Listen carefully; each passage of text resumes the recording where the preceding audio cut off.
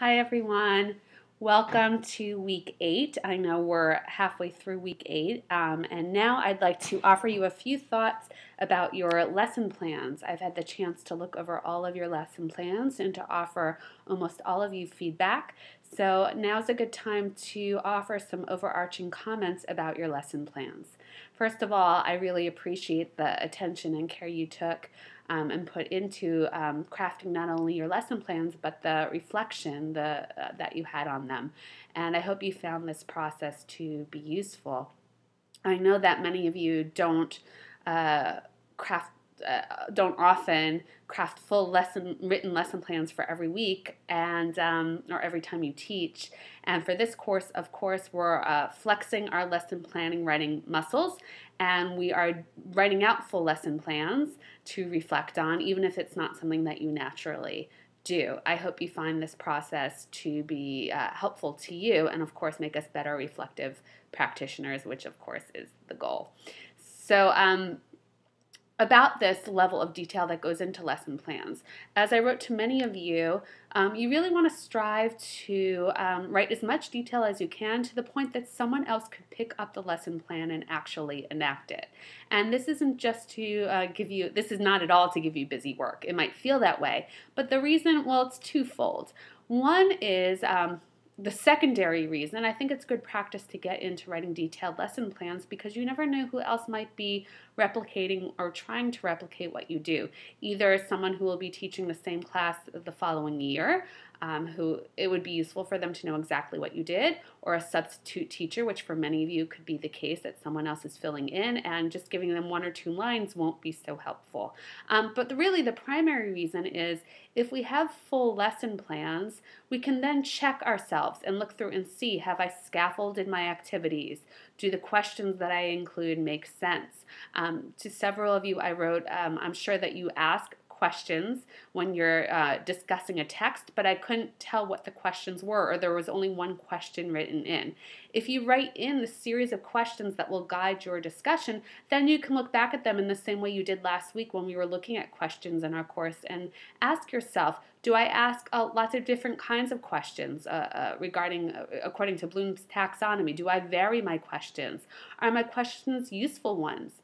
So if you are facilitating a discussion and all you write in your lesson plan is, we will discuss a particular text, that doesn't tell me so much. How will you be discussing that text? Will you be giving guiding questions out on a handout? Will there be questions up on a smartboard? Will they be viewing the text in front of them? What will the text be? Give me enough details so that I, as the reader, can understand what you'll be doing and give you feedback, but for yourselves really, so that you can really check and see, have you really thought out what you're going to do? If you're going to be dividing your learners into groups, please don't just write, divide learners into groups and for 10 minutes they will discuss the text.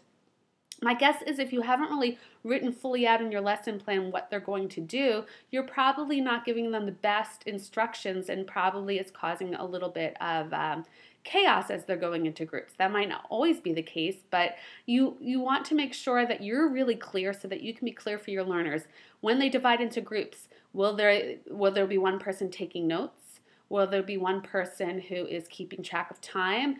Do they have questions in front of them that will be guiding their discussion? If you say in your lesson plan that they'll be reporting back, what will they be reporting back? Have you been clear to your learners that one person will be coming to the front of the room and sharing 3 questions that they came up with about the text or 3 words that they didn't understand? Be very clear with each and every activity as you walk through your own lesson plan, as you review it. Have you been very clear about what is going on at each stage of the game? Now, this is not to say that you have to script yourself so much that you feel like you have to follow every single thing to a T in your lesson plan. This relates to constructivism. Some of you might feel like, well, it's either I have something so clear that there's no room for students to explore their own ideas, or it's a free-for-all. Personally, that's not my feeling about constructivism. My feeling is if you have a clear framework, from that clear framework, you can always have the freedom to jump off and go off on tangents, but it's always useful to know that strong narrative thread. to your lesson plan in advance, and then that gives you the freedom in the moment to diverge.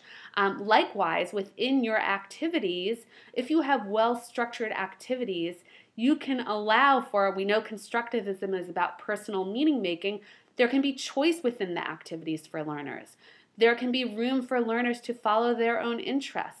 And personal meaning making can come in many, many different ways. It can be through the way that you ask really good questions so that your learners can build upon their own preconceived ideas and meanings. So it doesn't have to be this all or nothing, and I don't want you to feel that if you have a well-scripted lesson plan that it's not constructivist. That is certainly not my belief. It might be other people's beliefs, but it's not mine. My feeling is if you have very clearly thought out the different stages of what will be going on in your lesson, then you're actually offering more opportunities and more freedom for your learners to take up what might be meaningful and interesting to them.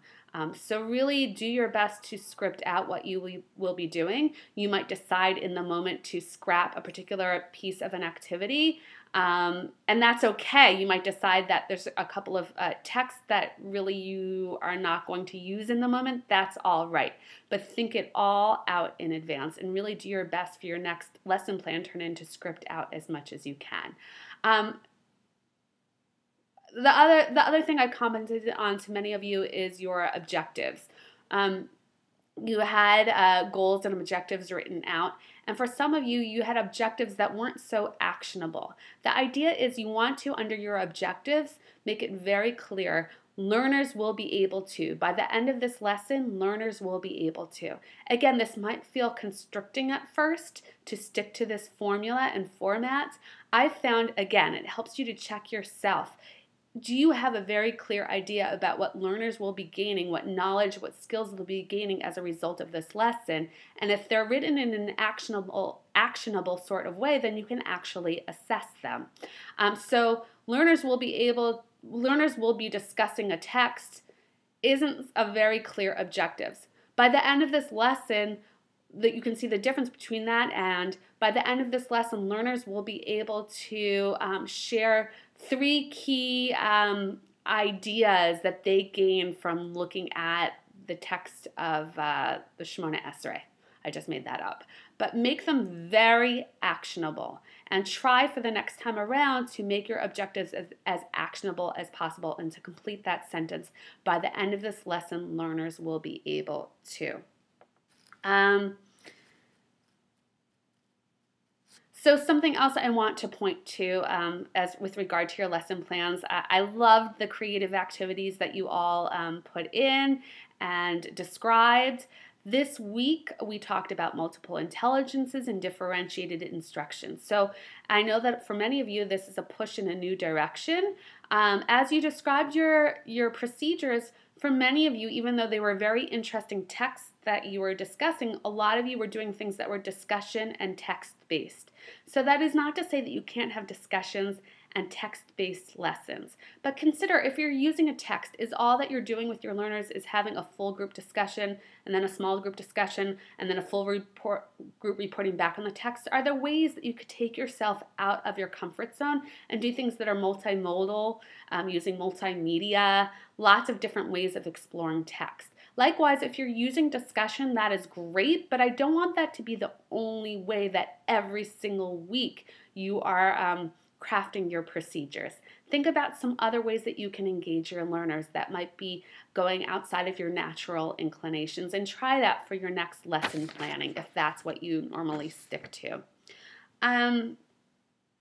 One other thing I want to share is some of you work with preset curricula, either curricula that have been used in the past by other teachers, or for example, if one of you is working for Milton, that you might be given a curriculum and you might feel a bit bound by it. I want to encourage you, charge you with, if that's the case that you're using a prepackaged curriculum or a lesson that someone else has given you, how can you tweak it to fit your own voice? If there's a lesson, a piece of a lesson where there's a text that doesn't entirely speak to you, that was the case for one of you, is it okay? And ask yourself, Is it okay if I cut out this text and spend more time on a different text? Maybe there's a guiding question that was given to you that you think should be tweaked.